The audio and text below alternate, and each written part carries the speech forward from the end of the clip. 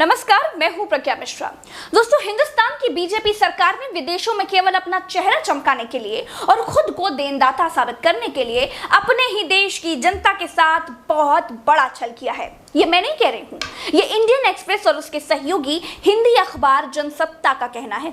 मैं तो इसे कपट कहती हूँ, धोखा कहती हूँ। भारत के अखबार इंडियन एक्सप्रेस और उसके सहयोगी जनसत्ता ने जो छापा है, उसको पढ़ने के बाद आपका मन अपना माथा पीटने को करेगा कि कोई इतना बड़ा छपास का और दिखास का रोगी कैसे हो सकता है। भैया, हिंदुस्तान की हालत कोरोना से खराब है।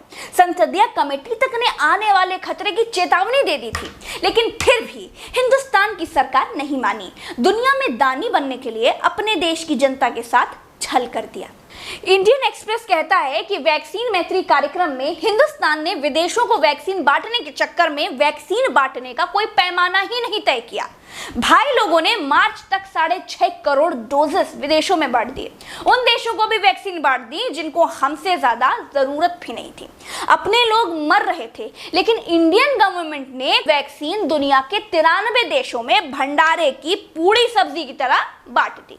बांटने में कोई बुराई नहीं है भैया, बांटना चाहिए, लेकिन जब घर में ना हो दाने और अम्मा चल दे भुनाने तो सवाल तो उठेंगे ही। कोई नहीं उठाएगा तो भुट्टे की तरह तड़प तड़प कर मर रहे लोग खुद उठा रहे हैं। दोस्तों, 6.5 करोड़ डोजेस इतनी होती है कि इनसे पूरे देश में वैक्सीन का कार्यक्रम 30 दिन तक चल सकता था। केवल मुंबई और दिल्ली में 6.5 करोड़ डोसेस से दोनों शहरों में 18 साल से ऊपर की पूरी आबादी को 2 बार वैक्सीन आराम से लगाई जा सकती थी। हे भगवान, देश के साथ इतना बड़ा धोखा, अपने लोगों को मरने के लिए छोड़ दिया और दुनिया में देनदाता बने फिर रहे हैं। और सुनिए, अखबार कहता है कि वैक्सीन पाने वाले 60% देश वो हैं जहां संक्रमित लोगों और मरने वालों की संख्या भारत से कम थी। आईपीएल कोविड के कारण रद्द हो गया है, लेकिन बहुत सारे दूसरे क्रिकेट मैच भी चल रहे हैं, जैसे जिम्बाब्वे बनाम पाकिस्तान टेस्ट और भी बहुत सारे खेल है। आप 1xBet पर अपने मनपसंद खेल में सही अंदाजा लगाकर ईमानदारी से पैसे कमा सकते हैं। पेटीएम, बैंक और दूसरे आसान तरीकों से जीती गई राशि निकाल भी सकते हैं। शुरुआत में खेलने के लिए प्रोमो कोड का इस्तेमाल करने पर पहले $100 आपको बिल्कुल फ्री मिल जाएंगे। कमेंट बॉक्स में प्रोमो कोड का लिंक है। खेल में हार जीत का जोखिम रहता है, इसका ध्यान जरूर रखें। धन्यवाद। भेजी गई वैक्सीन में 3.6 करोड़ वैक्सीन बेची गई है और बाकी की 2 करोड़ विश्व स्वास्थ्य संगठन के प्रोग्राम के तहत गरीब देशों को बांटी गई है, जिसका गाना ट्रीटी कहकर गाया जाता है। गरीबों को देने का तो समझ में आता है, लेकिन इस संकट काल में वैक्सीन बेचने की क्या जरूरत थी भैया? क्या हिंदुस्तान में सबको वैक्सीन लग गई? जवाब क्या है बताइए? जवाब है नहीं भैया, हिंदुस्तान वैक्सीन के लिए तड़प रहा है। हमारी हिंदुस्तान की सरकार ने हमसे कहा था कि वैक्सीन अभी कम है, इसीलिए सबसे पहले बुजुर्गों को लगेगी। फिर कहा 45 साल के ऊपर वाले भी लगवा लीजिए। फिर कहा कि 18 साल से ऊपर वाले भी लगवा लीजिए। एक वेबसाइट पकड़ा दी, कहा कि अपना रजिस्ट्रेशन करवा लो, लेकिन हालात ये है भैया कि बड़े शहरों के पॉश एरियो को छोड़कर कहीं वैक्सीन उपलब्ध ही नहीं है। वेबसाइट्स पर रजिस्ट्रेशन ही नहीं हो पा रहे हैं और हिंदुस्तान की सरकार दुनिया भर में दवा की व्यापारी बनी फिर रही है।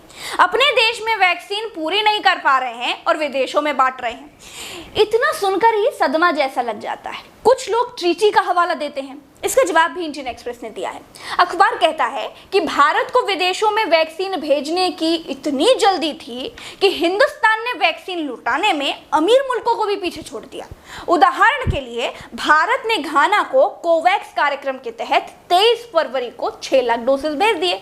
फ्रांस ने इतनी ही वैक्सीन भेजने में 2 महीने यानी कि 23 अप्रैल को भेजा, 2 महीने का वक्त लिया और दी कितनी?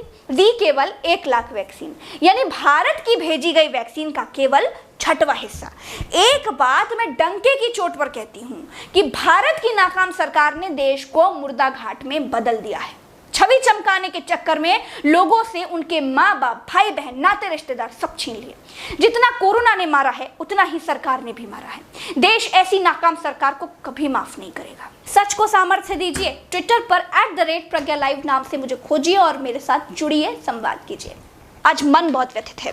चलते हैं। राम राम, दुआ सलाम, जय हिंद।